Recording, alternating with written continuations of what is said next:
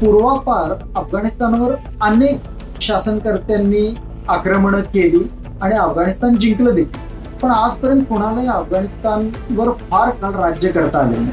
त्यामध्ये अगदी जगज्जेता सिकंदर असो किंवा ब्रिटिश साम्राज्य असो, त्यानंतर सोव्हिएत युनियनने केलेला प्रयत्न असो किंवा आता अगदी अलीकडं अमेरिकेला जो अनुभव आलेला तो, या सर्व महासत्तांनी वेळोवेळी अफगाणिस्तानमध्ये मार खाऊनच माघार घेतली.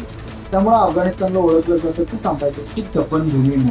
आशिया खंडाचं अफगाणिस्तान हे हृदय आहे आणि तिथं जर शांतता असेल तर संपूर्ण आशियात शांतता असते. पाकिस्तानला दुसऱ्या बाजूने शह देण्यासाठी अफगाणिस्तानची भूमी अत्यंत महत्वाची आहे आणि त्यासाठी भारताच्या रणनीतीत सुद्धा अफगाणिस्तानचं महत्व खूप मोठं आहे. आणि त्या अनुषंगानं मी नुकतंच अफगाणिस्तान साम्राज्यांची दफनभूमी अशा शीर्षकाचं एक पुस्तक लिहिलेलं आहे.